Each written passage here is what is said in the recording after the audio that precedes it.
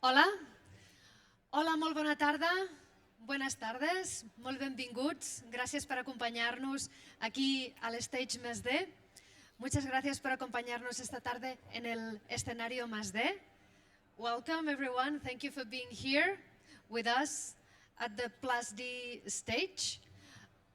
This afternoon we are kind of celebrating because these two guys that we have in here, they are celebrating the 20th anniversary of their record label. You can celebrate, please.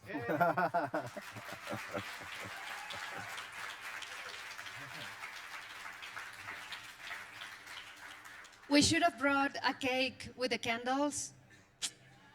That's really bad on our part, right? Yeah. So, 20 years back, it was unusual that a computer was on the stage. Computers were already used to make music, but it was unusual.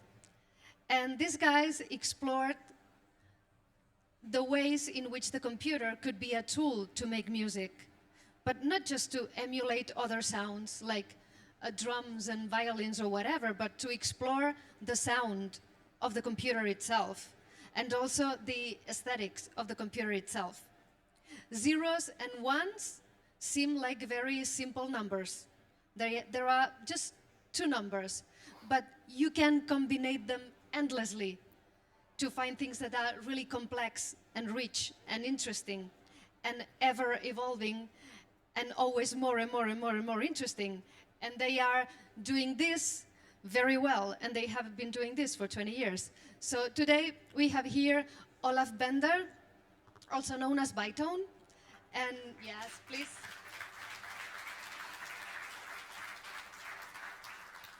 And Carsten Nicolai, also known as alva noto.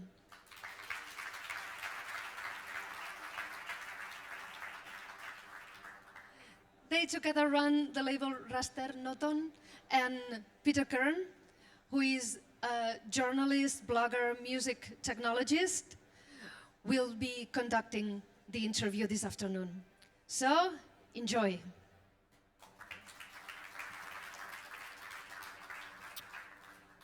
So, good, we're on.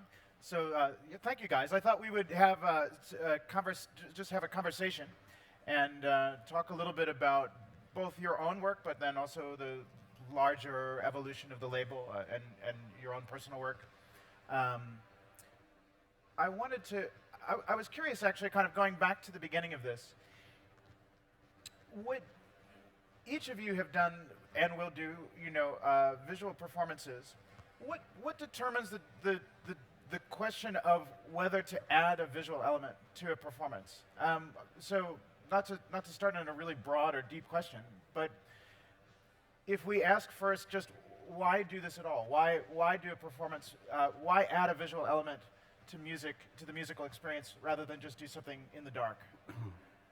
Maybe you? I think for us it felt very natural to involve visual elements for many reasons. My background was, I came from visual arts, so for me it felt anyway very, very common. And Frank and Olaf used to have a band, what was more like a multimedia-oriented band before raster-noton existed.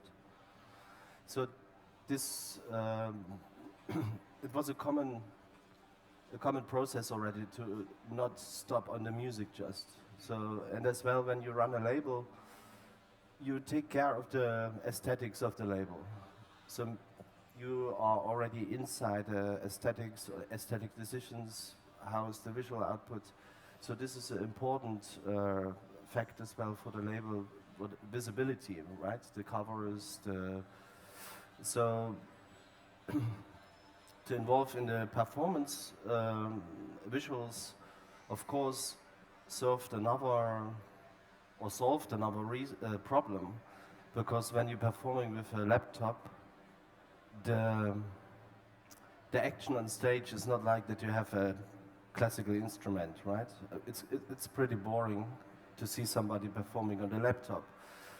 And we thought always that it's great to have somebody performing.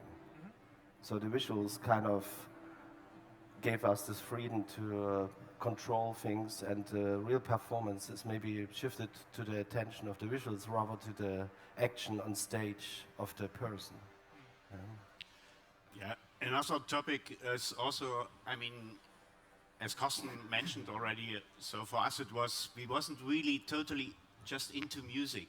So it was always the second level where we found it super interesting to combine different media. So, I mean, when I started, I never thought I become a musician. So I was invited into this old band just because I was working in visual arts, so with 60mm film at this time.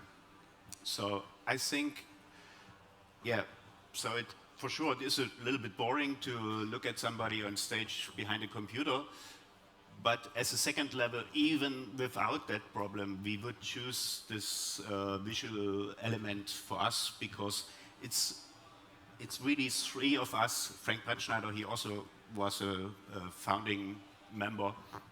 So we was really in between all. So, I mean, just music, for this we was to less musicians, but we was also not only interested to do an exhibition. So it was really this combination of something what was at this time not really visible in a club.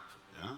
So it started a bit later, or it started at this time more with decoration, you know, when the techno scene arrived. So there was a lot about decoration. Yeah? So, but we really wanted to use the same machine, computer, and this was the interesting point on this machine, that you could do very different elements or very different things with a very universal machine. Yeah? Did that sort of open the world of music making to you in some way? I mean, it seems to me that electronic music production is somehow more like visual production. You know, you do have kind of the sense of painting or collage or a construction in a way that you wouldn't maybe traditional bands or composition. Did you find it kind of in your initial entry into electronic music as a medium that it had some sort of visual analog, or was this did the kind of visual and the sonic exist separately for you? I mean, there was always a visual element already when you produce music. Because when you work on computers, you have already a visual representation of that what you're doing. You see a waveform, you see arrangements, you have color bars, whatever, you have knobs. So when you're working on a computer, you're looking at a screen and you have a visual element already, right? It's a little bit different when you start with analog machines, because then you basically have the machines itself is not automatically connected to moving images. But with the computer, you already have this representation. Mm-hmm. And then at the time we started, computers pretty slow, but we explored very fast real-time visualization. It means that we're not been very much interested in moving images in film or illustration. We really wanted that basically the sound itself draws the image.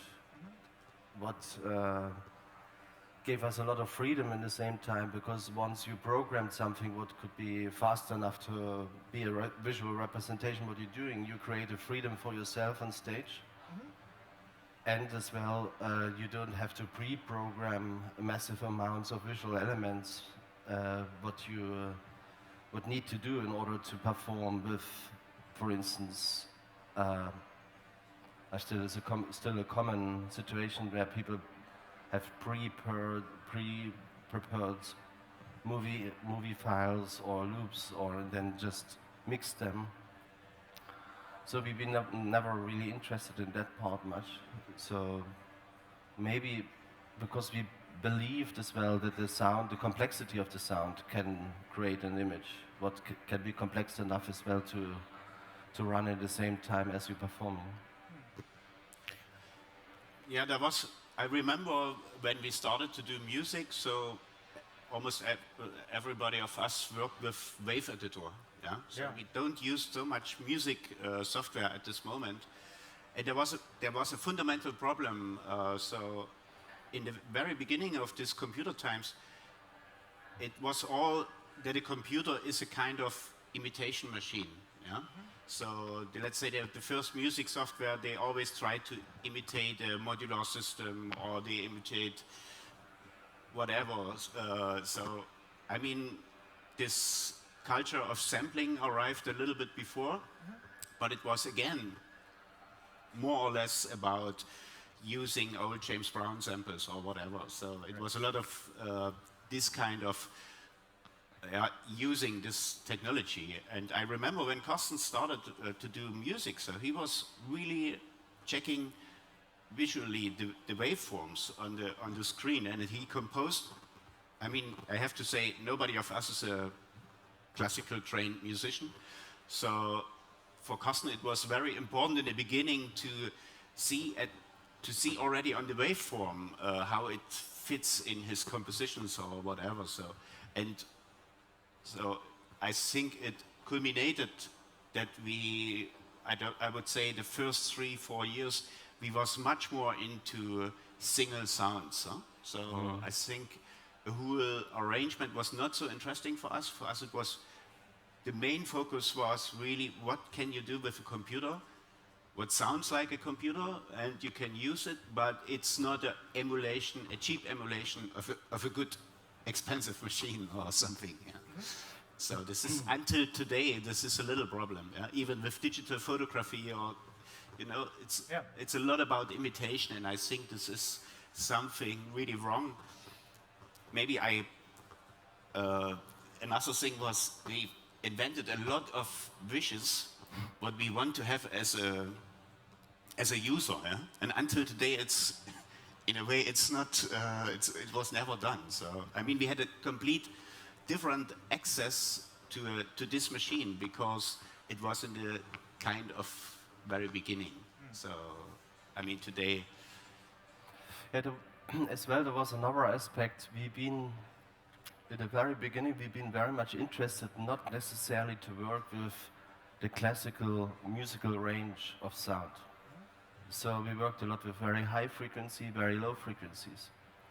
And sometimes the frequency been so high that we not really exactly could figure out if they're there or not there. And so we needed an oscilloscope, for instance, to show us if this waveform is really there, or if it's, and so there was already in the composition or the studio process was always an oscillator running next to us to see what is really happening on the waveforms. And I think once you get used to that kind of visual representation always next to you, you create a kind of boundary. You connect this both very closely, and what we all still use until today, more or less, the analysis of the waveforms as a main trigger. But this is using hardware oscilloscopes. So in the beginning, yes, of course, but still much faster and easier. Yeah. Yeah. Were you doing live visuals sort of in 1996 with performances, or did that come later? We had already visuals in this time. I mean, in the very beginning, we didn't know how to involve. I think I remember at Sónar, actually, it was one of the first performances with Signal, Frank, Olaf, and me. This was 1997, right? 97, and at this time we pre-recorded actually the visuals. But already 1 year later, we found software what was fast enough to work in real time. Yeah. I'm not sure. I think it was a bit different. There was already a software. It was Archaos something. That's right. Yeah. And we found a really cool trick. You could trigger some very short movies by MIDI, and we found a way. So when you send a lot of MIDI notes at the same time, the program is kind of hanging, yeah. So it's it was too slow to process all the MIDI notes. And I mean, we created this signal movie for 1997 with this overloading function. So at the end, it created a endless randomized error. Yeah, basically the software was not fast enough, created a lot of glitchy, overloaded images, but we kind of thought fit very well to our music. And it didn't felt like there was a lot of unexpected situations. I mean, this has a long tradition in music making for us to overload software to see where are the limitations, and then maybe use these limitations or this buggy software and use it that way it was not programmed for. Right. Yeah. It's sort of black MIDI VJing, I guess, in a way, like jamming lots of MIDI notes into the video software. Yeah. Yeah, at this time MIDI notes been maybe the fastest communication. I have to say, until today, I use MIDI notes. Until today, you just Yeah. yeah, why not? I'm curious too. Sort of thinking back to sort of before raster-noton, in terms of you guys growing up and the sort of the world that you grew up in. Did any of that have an influence on your sort of visual language, or I mean, everybody I know who grew up in the GDR certainly has visual touchstones that they associate with that time. Was there anything that was kind of influential and that you feel like showed up in your later work or aesthetic? For sure. I mean, actually we did a very long interview with a resident advisor. Well, you talked about this.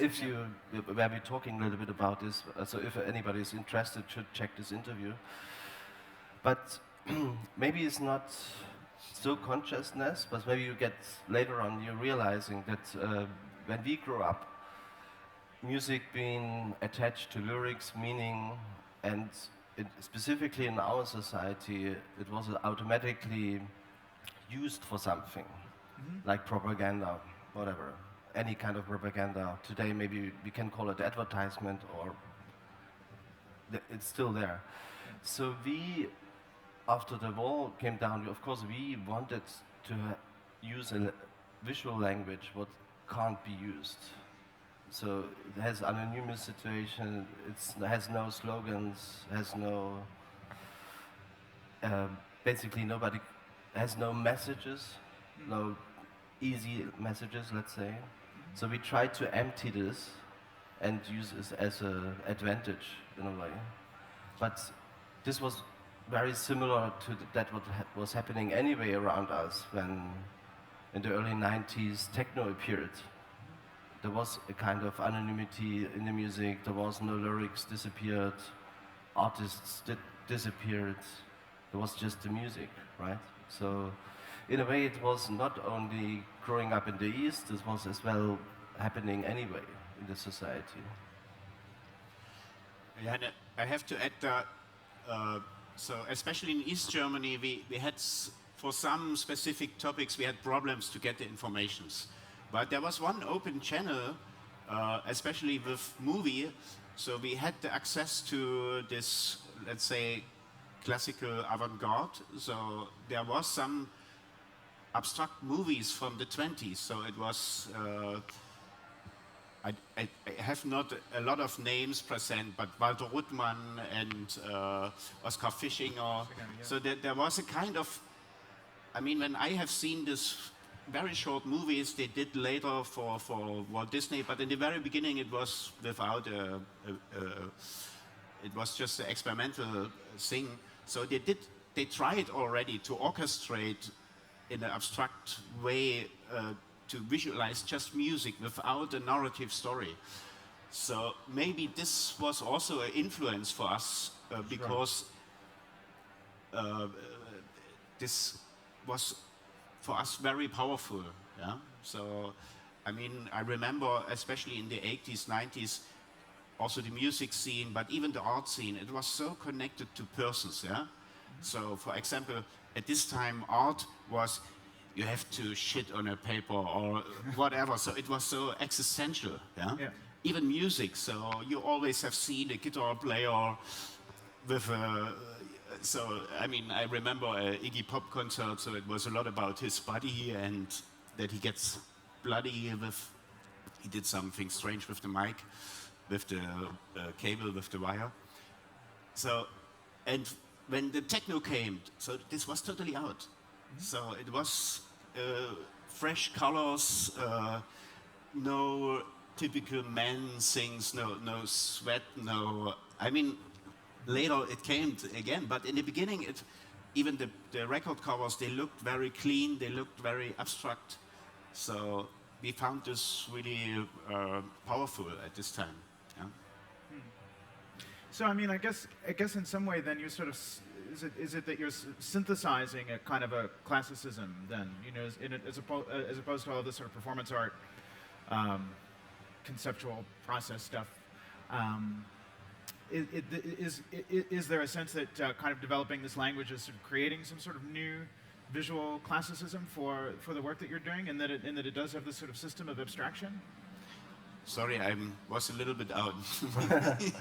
It's very difficult to understand, but I hope I understood right. I think in the beginning, when you start working to combine these both elements, you always maybe in the beginning it's very easy to find something, but after I've been doing this now for 20 years, and to create visuals who make really sense becomes for us more and more difficult, because we explored already many ways, many ideas. We not like to repeat things, we like to explore new ways, and not every music necessarily has automatically for us a connection to visuals. And sometimes we felt as well, we call it a cinema situation, that people stop listening to the music and just remember the visuals. So that was a moment when we try a little bit to bring back the visuals, make them boring maybe, yeah, I mean really on purpose, in order that you could a little bit more experience the sound or the music. So there is this kind of, you give a little bit too much attention to the visual content, then you create people just being maybe too focused on the visual element, not moving anymore, not getting involved in the sound. And then I think once you experience such a period, then you want to bring it the other side back. Said, okay, I want actually a kind of social feedback here. I not wanted to freeze the audience for your time of the performance. Or, yeah. And you want them to move around too, then? It came later on, of course. Then you became a social aspect, became for us a part of the music too. It's not only the visuals, not only the sound, it became really important. How is the space? How are the people can behave in space? Because we wanted to communicate with the people in this moment when we're performing. Yes, I think for us it was a clear decision that we stopped a little bit with the visuals to make it not too complex, to make it not too precise, to have more freedom on stage, because we also enjoy to play on stage. It's this social situation what we really enjoy. But there are some other artists on the label, for example, Ryoji Ikeda. So his visuals are much more controlled, much more precise. So it is, I mean, I'm a little bit surprised. There are not really formats for this, for a presentation of this kind of music. So it could be, I mean, it is very, it is a joy to sit in a cinema, to have a proper sound and to see a really cool visualization. Yeah? So, but most of, especially in a festival situation like here, so you always feel on stage as a musician with strong visuals, you feel this energy in a room and you want to add something. Yeah? But maybe your movie, this was a problem in the beginning, maybe your movie is already calculated or whatever, so you feel a little bit Yeah, trapped. yeah, a little bit poor on stage. That's why we always have a look that we have real-time visuals, that we have all the freedom on stage to go wherever we feel we want to go. Yeah? So, but again, so for me it would be nice if there would be another format of music presentation where this kind of combination between music and visualization would be a bit more the focus on the visualization now. Yeah, actually we did that for the 20th anniversary. Right. We, of course, we have label nights where we performing together. Each artist has this kind of presentation with visuals, without visuals. But as well, for the 20th anniversary, we thought we should create something what shows a little bit our way of thinking, what is not necessarily the way of a classical label. And so we did an installation actually, what was where we invited so far as 4 artists. It's called White Circle. You can actually, I guess, show them that. Yeah, I'm not sure if I can.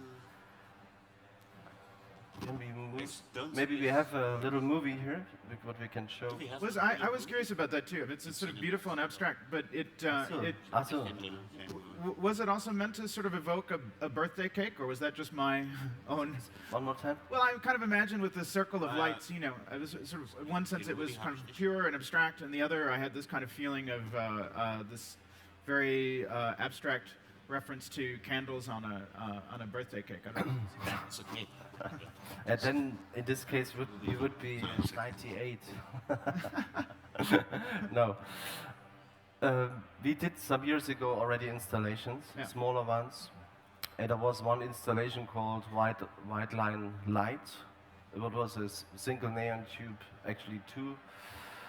And this already used this idea of simple transforming the current of the sound into a very abstract illumination of neon tubes. And Olaf can show that maybe. So we used that installation in many formats. We sometimes had big exhibition spaces, sometimes small spaces. Then we call them shop spaces. We opened like pop-up stores in different cities where we involved in installations. And based on that installation, we thought like, let's go for something bigger. And we had a very long discussion if we should, for instance, go for screen-based work. And then we decided actually to go kind of old school, use neon tubes, like what is old technology. Actually, it's not what's, it's kind of dying out in the moment. But it has this kind of object, this kind of haptic moment of an object, what became in the last years working so much with digital matter. It became more and more important that we creating objects as well at the same time. Yeah? I mean, we created already objects in terms of products, like there's a record, there's a CD, there's posters, there's books, there's objects. But as well, for the installation, we felt as well that we wanted to drop out a little bit of the common process, what happens on stage, for instance, where you use projectors. Yeah. So we really wanted to have it quite maybe simple, but at the same time visually striking. Yeah. Yeah, and I think all of those pieces on the installation had a really sort of tight relationship between visual and or sort of visual rhythm and musical events, right? The things were very sort of tied together. I'm curious, actually, if either of you sort of experience synesthesia when you're listening to music on your own, or is this, of course? We are not talented enough to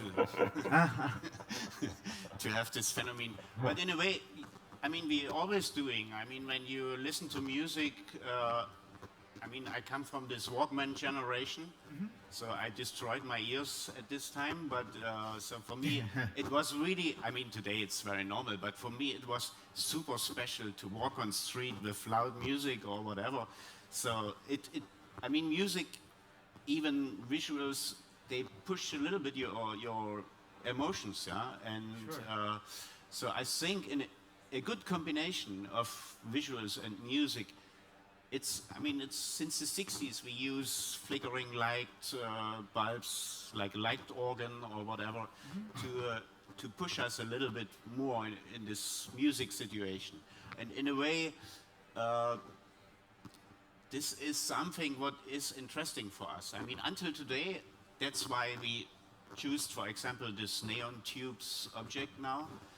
For us, I think until we are even before. So anyway, we think that there is a special energy in the very simple things. Huh?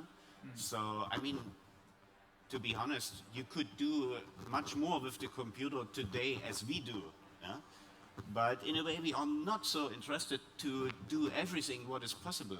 We are looking much more for something, I would say a little bit, there is a spiritual situation in the music, even in machines, even in technology.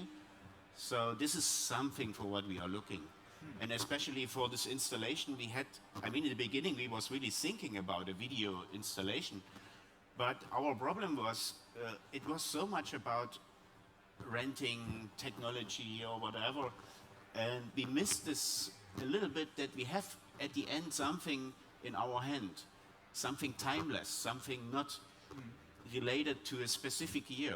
The problem with today's technology is very often that the first impression is, this is super interesting, and then it gets super quick, it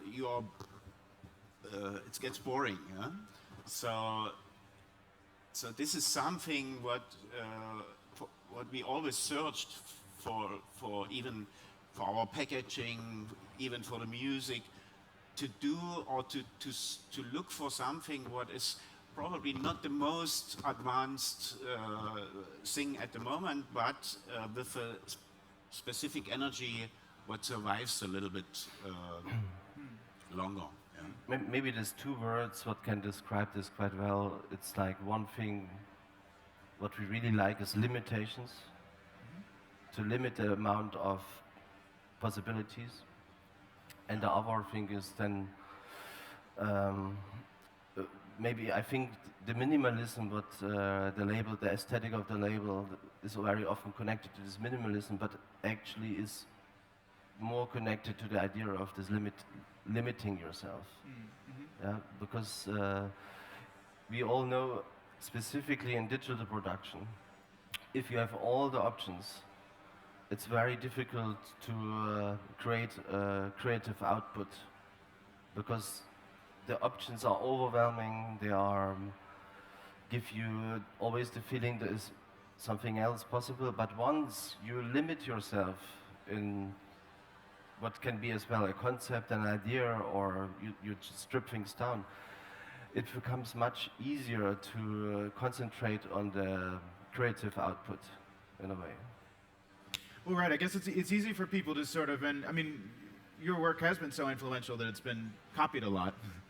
I think it seems easy, especially for maybe young artists or emerging artists, that they would copy the aesthetic of the sort of minimalism or rectangles or whatever, you know, but kind of miss that the minimalism was the result of a process, so that it's the artifact.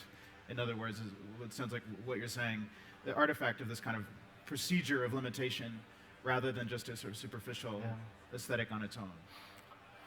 I mean, I think it's a fundamental difference if you know why you're using this kind of aesthetics, and if it has a tradition, or you've been growing together with it, or if you make a design office makes aesthetic decision because they think it's right now cool to do that. I mean, it's a fundamental difference, I think. And I think that you can see that and feel that difference. Yeah, this is our hope that you. I mean, this is the.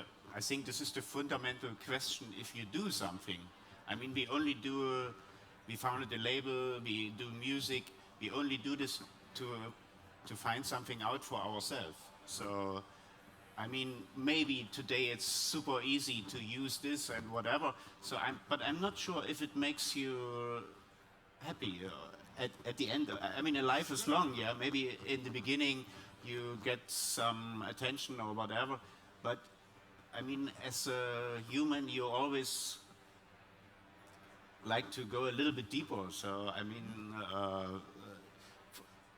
for me, it's these are the interesting questions. Yeah? So for a good picture is, for example, if you compare analog photography and digital photography, and then you take really early analog photography. So these photos are much more like paintings. Yeah? So and because these pictures are not so precise, they hide something or they blur something. So this is the special energy, and I think so. It's not. I mean, today we have not a problem with the elements. Yeah? I mean, we even don't need to search. We just have to take it. Yeah? But this is totally uninteresting. The elements, the way how you use the elements, or how you combine different things. This is the timeless, interesting question. Yeah? Well, we could almost do a whole conference, I think, on visuals and raster-noton, especially with all of these artists. So you're two people now. It seems that the label in general, lots of people are, even as we're having this conversation, other people on the label are pushing other directions, right? Frank is doing his own thing, and Dasha Rush and others are working with Stanislav Glasov, and his aesthetic, it seems, is maybe not so minimal. Really kind of pushing the software as far as he can. Then I also think that a couple of weeks ago I saw Robert and Grisha, and their solution was to just fill Robert Lipok really loves his fog machine. Well, yeah. Yeah, I mean, he's totally flower power, yeah? So, Yeah. but it's okay. I mean, for us, it's not so super important that everybody is minimalistic. And I mean, we could also live with a other situation as a rectangle or just a line. But I think it's more interesting that this person is really connected to what he is doing. So I would say what Robert is doing is totally different from us, but it's totally, even if he wouldn't be a musician, he shows his personality on stage. Yeah? And I think this is the same with Grisha and all these other musicians. I think this is one link of the artist, of the different artists. Yeah, and as well, after 20 years, you get a little bit more relaxed about controlling everything. Yeah. Well, this seems like this is really keeping the label vibrant, you know. I mean, we're sitting in this sort of fake forest, right? But the sort of ecosystem of raster-noton seems like it's kind of opened up to other people in some other directions, and that. Yeah, I think there was a period where we really hardcore controlled everything. But at the same time, there was this moment where we thought, like, maybe now is the time that we're not trying to bind things together or make a series with multiple artists. Maybe each artist gets his own series. So we come to a point, basically, what is contrary to the starting point of the label, where we said it's not about individual person here, it's about more like a group idea or a platform, but this is something what, of course, develops and grows, and after experience maybe 10 years of this, we want something else. So we're not that strict, let's say, as it looks like. Yeah. But you were. Oh, we went very. Yes, yes. I mean, we still are in some ways, but. I mean, especially in the very beginning. But when I look back to this time, I think it is always a good idea when you start something So for us, it was a good decision that we didn't show so much personality. We showed much more the general idea behind. And I have to say, I don't know, it's just my inside view. I have to say, until today, we are much more recognized in the public as raster-noton, for example. So it's not so much about a specific person or whatever. So in a way, I really like this. Even inside the artist, it's always like a family feeling. And so, I mean, when we started the label, we really wanted to work continuously with an artist. Yeah? We don't ask for, hey, can you do a record for us? And maybe then 1 year later we do it with somebody different. Yeah? So I think it was all helpful for us over this long time that, so I mean, somebody is probably in a creative crisis or whatever, so in a way it gives you a little bit a comfort zone, this kind of family. But it's not really answering a question from you. No, I think that answers the question quite well, actually. I think that let's telegraph to the audience. People get that family. And the problem was, I mean, in the beginning, our idea was this minimal. We don't want it to have faces. We don't want it to sell everything via emotions. Yeah, like what the in the commercial world is very normal. So you need a naked, good-looking girl or man or whatever. So we don't want it to use this, and but after some years, our problem was it doesn't have to be a ghetto or whatever. So I mean, so in the beginning it was cool. We was all at this on a level 0, but then after the years, so we had to accept that every artist have a little own dynamic or whatever. So and yeah, so I mean, we also. I mean, raster-noton is not a business concept. It's our life, yeah. And also for us, we don't want it to repeat us just for decades and decades. So, I mean, it's until today. We don't want to. I mean, now we are 20 years old, but we don't want to look back and to be exactly this again for what we was 1996 or whatever. Yeah. Somewhere different in 2036 than in 2016. So we're essentially out of time, which makes me feel really bad because I completely blew away the time that we had to let somebody ask questions. But I'm told that can we do one question? Just one, okay. So can we have one question? And then I won't feel so bad.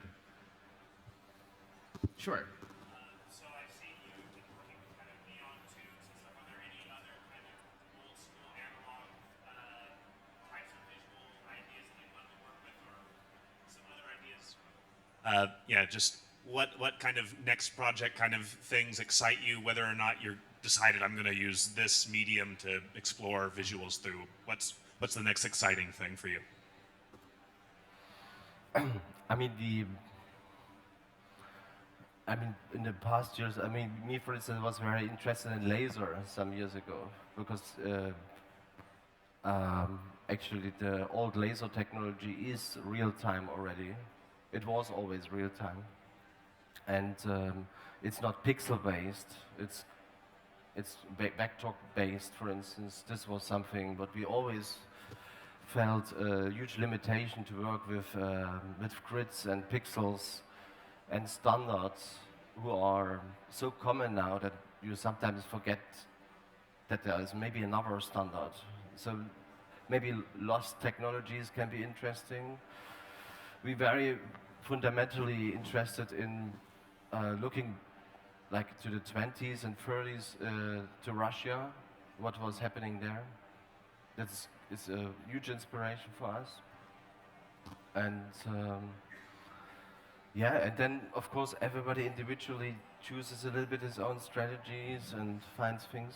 Yeah, I mean, for me, I have a little problem today when there are a lot of interesting technologies, but it's totally quick going to just the entertainment system. For example, if you would work with laser today, so the lasers are used for a soccer game or whatever. So it's in a way this technology is totally unconnected to the content. Yeah. So you see it in a more avant-gardistic setup, but at the same time you see almost the same show in a city celebration or whatever. So for me, I would be just by, it's not a realistic plan, but I'm still interested on fire, sparks, could be really interesting visuals, something like this, yeah? And if we could use a laser also in this more spark Of course, we know you don't want to have the Dubai disco laser on your stage. Yeah? Yeah. So You don't want? no. But when you start, you have it. No? Then you see, okay, how can I avoid that kind of situation, or what can I use from that? What is okay, and the other one you strip down, or then you start with fireworks. Yeah. Good idea. Yeah. It's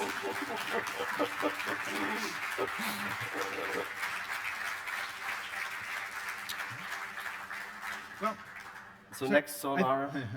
next sonar, fireworks. Fireworks. So I think on that bombshell we have to end. Thank you so much to Carsten and Olaf.